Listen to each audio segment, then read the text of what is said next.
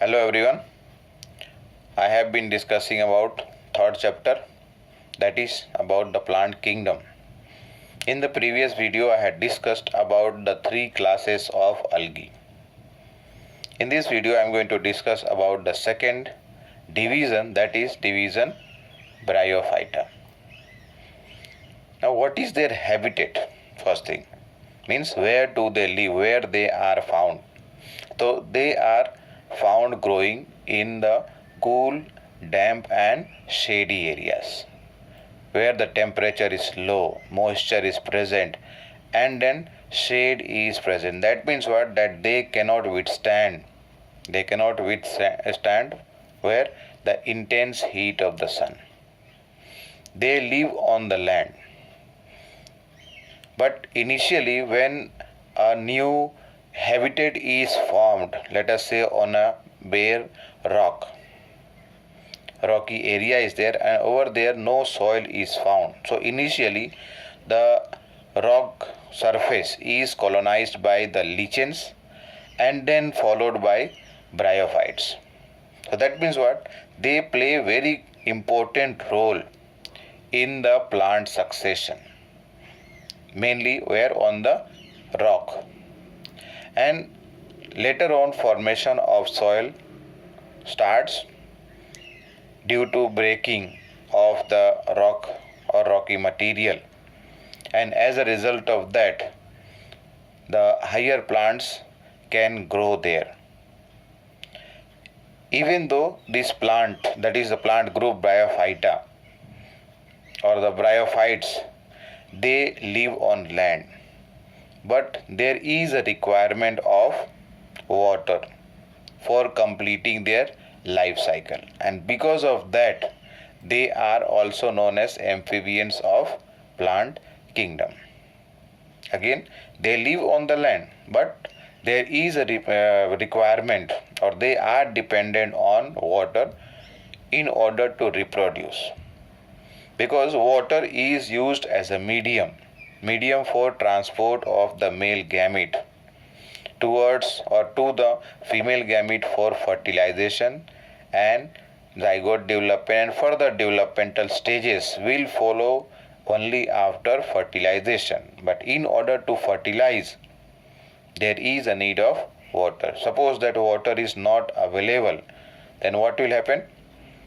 They will not be able to carry out sexual reproduction and the life cycle is going to stop there only. And due to this is one of the reason why bryophytes are not found everywhere. They are less distributed. The plant body, it is differentiated into thallus-like plant body. Means what? There is no differentiation of root, stem or leaf.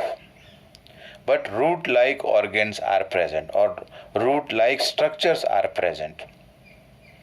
And here root-like structures are called as rhizoids. What is that? True root or root, stem, leaves are not present, but root-like, stem-like and leaf-like structures are present here. Now at present I am talking about what? About the structure here. That means what? The structure which helps them to fix itself and also absorb the water for the plant body.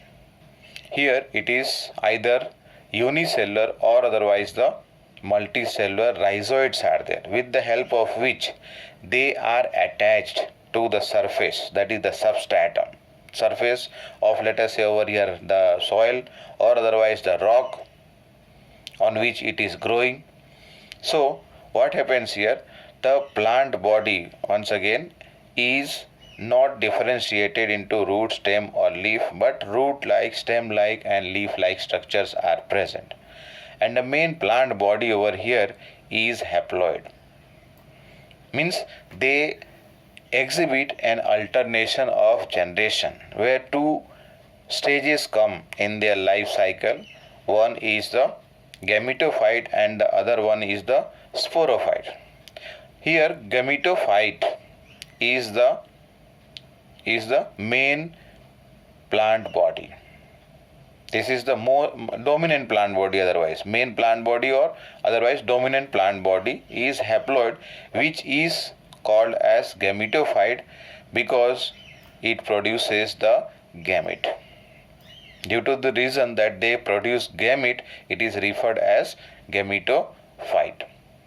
Now let us see the scheme of their life cycle.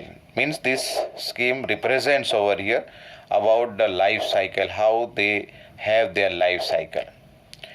What I said, that gametophyte is the main plant body, or gametophytic stage is the main or dominant stage here.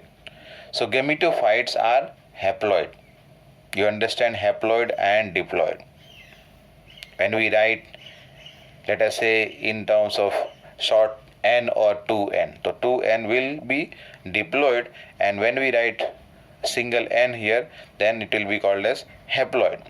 So what happens here, the gametophyte, which is the main plant body, this bears the sex organ, means it forms the sex organs, both male and female sex organs.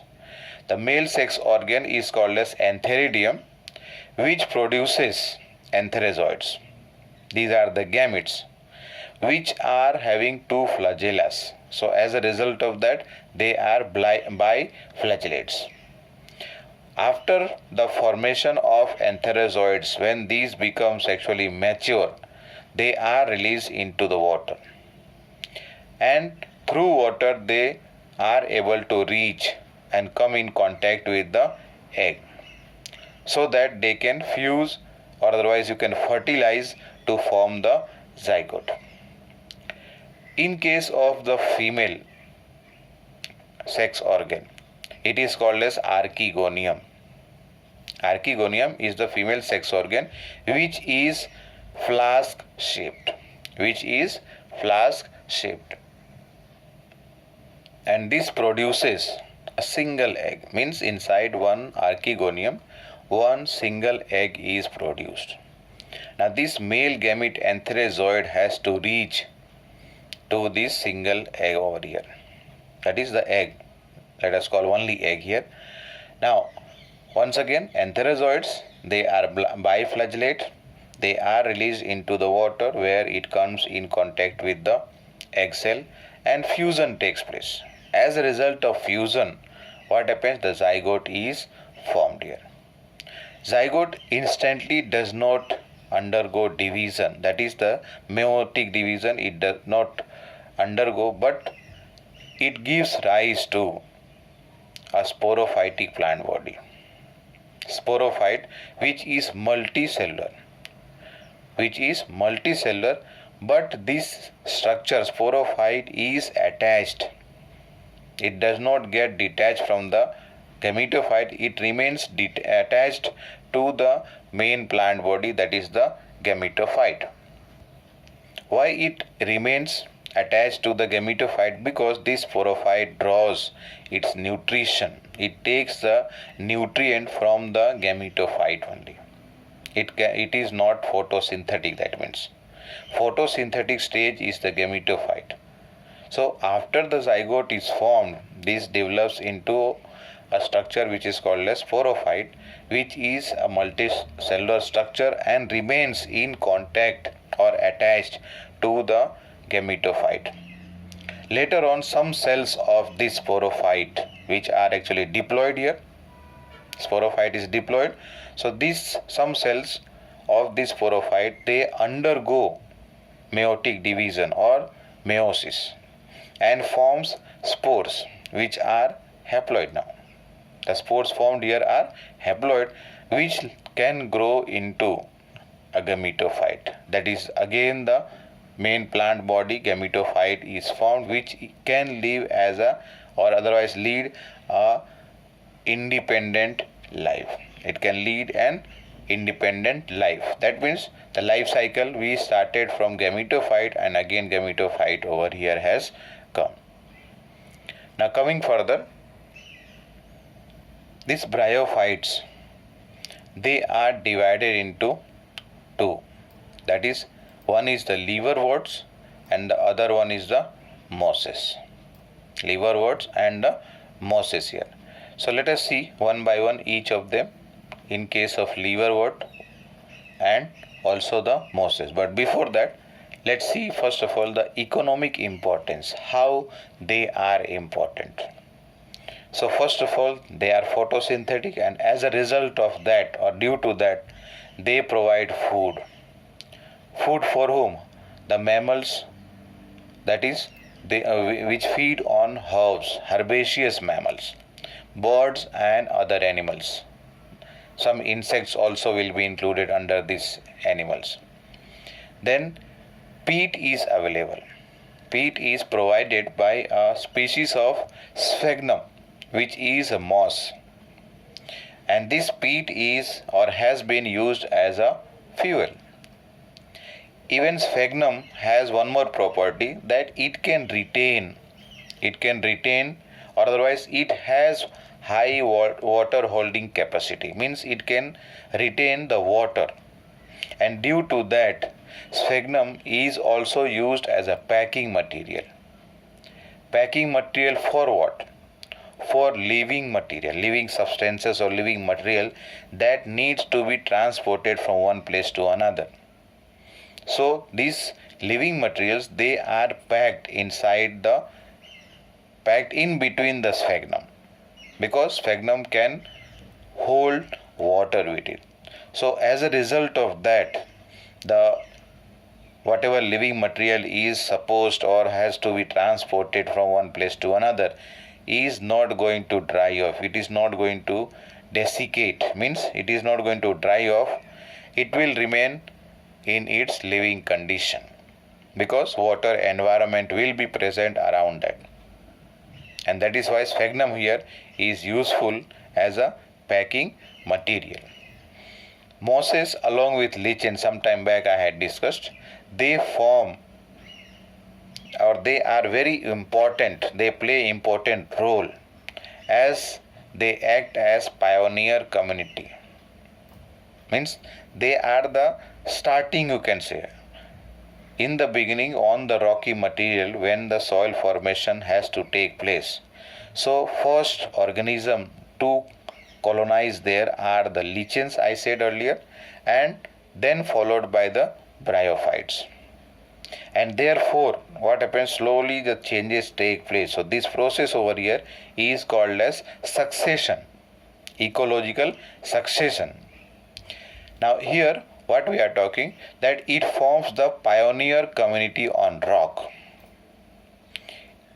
on land and also in desert, that is in land and desert succession, whether to convert the rock into soil, which takes many years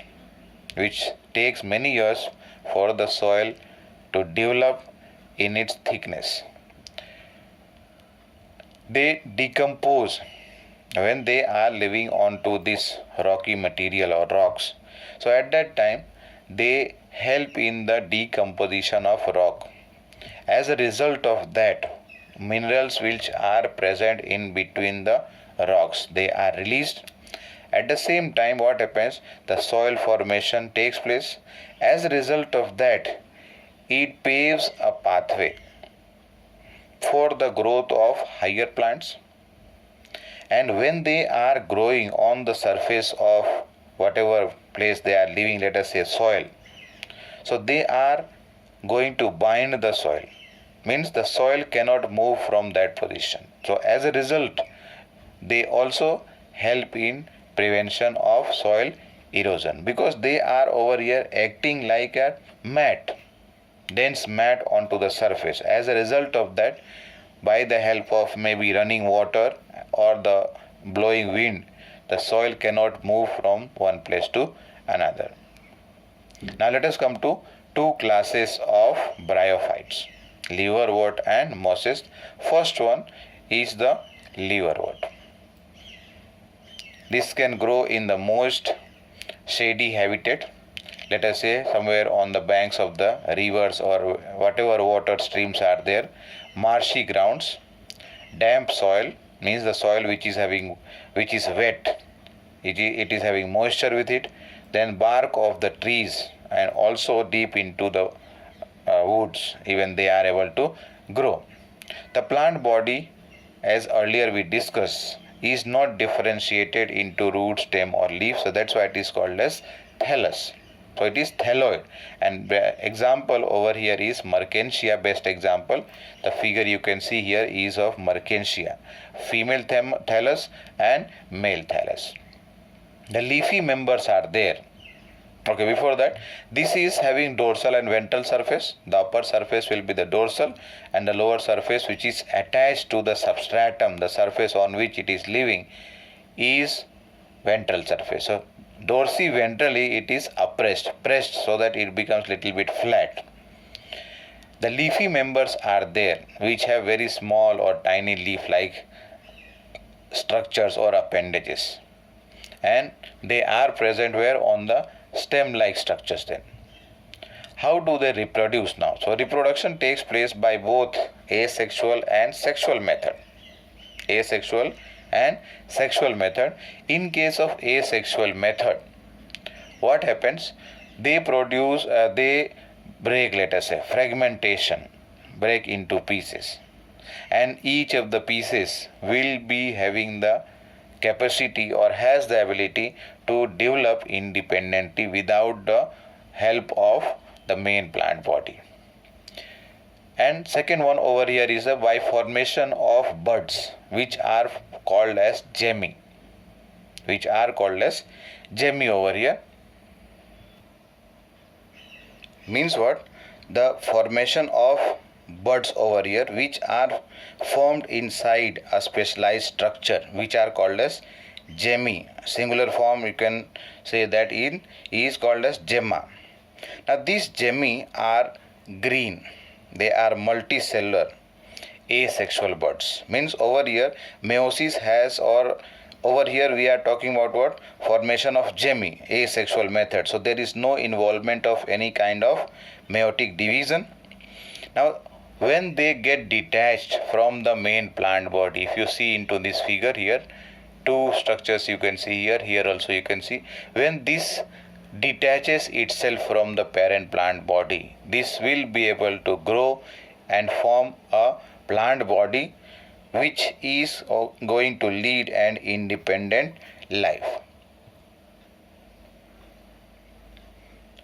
The second type of reproduction is the sexual reproduction, where they form organs. That is, the male and female organs are there. They are produced either on the same plant body or on different plant body. Both may be possible. Either they are formed on the same plant body or otherwise on a different plant body. Plant body over here means what? Thallus. Now these sporophytes, they differentiate into food, seta and capsule. But how the sporophyte is going to develop? After fertilization has taken place, the diploid condition will come there, and that develops into a sporophytic plant body, which differentiates into three structures, that is the food, seta and capsule. Now inside this capsule, the spores can be formed, and these spores are formed by the process earlier I have discussed, the meiosis, where the chromosome number is reduced to half. So that means what? Here the spores which are formed are haploid spores, which can germinate to form a new plant body, which will be a gametophytic plant body. Coming to the second one is the mosses. Example over here, sphagnum and funaria. In case of funaria, you can see here the lower part is leafy structure, which is the gametophyte, and on the upper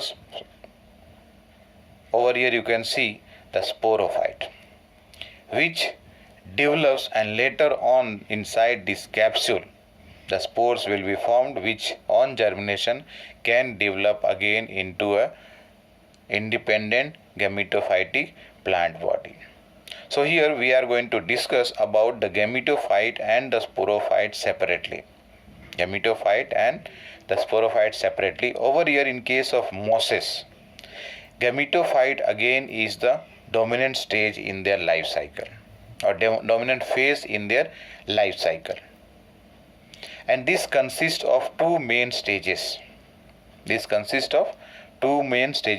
One is the protonema and the other one is a leafy stage. Protonema develops directly from a spore. And they live as a creeping, means they live on the surface of the soil. They are green in color, they are having branches even, and the second stage after this is the leafy stage, which develops from a lateral bud, or otherwise as a lateral bud. And this lateral bud develops from secondary protonema, or otherwise on secondary protonema. Means what? Protonema, primary, secondary, and then on the secondary protonema, what happens as a lateral buds, this leafy stage develop. And this consists of an upright and slender, means thin axis, which forms or bears the leaves. And they are attached to the soil by a multicellular structure. Earlier we have discussed about the rhizoids. So rhizoids over here in the figure, let us see here, in case of Funaria, the lower surface over here, with the help of which the plant body is attached to the surface where it is living. Let us say over here is the soil. So with the help of rhizoids, they are fixed, and that is also used for absorption of water or the moisture. And the leafy stage also bears the sex organ, means it is involved in the sexual reproduction. Now how do they reproduce? So reproduction takes place by the two methods earlier we have discussed. One is vegetative, that is asexual, and another one is by sexual method. Vegetative and sexual. Vegetative method either by fragmentation or by formation of a secondary protonema, that is primary protonema. On secondary protonema, here we discuss lateral buds are formed, and this lateral bud grows into leafy stage. So that's why here either by fragmentation or otherwise by budding in the secondary protonema, where only one parent is involved. That's why this is vegetative or otherwise asexual method. Sexual method, in this case what happens? The sex organs are born at the tip, that is at the apex of the shoot. And the two structures, antheridia and archegonia, are formed. Antheridia is the male and archegonia is the female gamete. After their fertilization, they are going to develop the zygote, and later the zygote grows into a sporophyte. Coming to the sporophyte, in case of over here we are talking about the mosses. So sporophyte in case of mosses are more elaborate or more differentiated, more developed compared to the earlier class that we discussed, liverworts. And in this case the sporophyte has three main parts, or it has differentiated into three main parts. Over here the lower part you can say the foot, the middle part is the seta, stem like, and at the tip is formed a capsule, inside which what happens, the formation of spores takes place. And these spores are formed by the process called as meiosis, where the diploid sporophyte gets converted to haploid spores, and later on these spores, haploid spores, can germinate and form a new plant body, which is gametophyte. Now here we are talking about the sporophyte of mosses. Now here The spores which are formed, they can be transported from one place to another by different mechanism. That's why here they have elaborate mechanism of spore dispersal. Dispersal means transportation, you can say, from one place to another. And the example that are included here are Funaria, Polytrichum and Sphagnum. Out of that, two figures are over here. This is Sphagnum and the first one over here is the Funaria. So that was about the two classes of bryophytes. Thank you.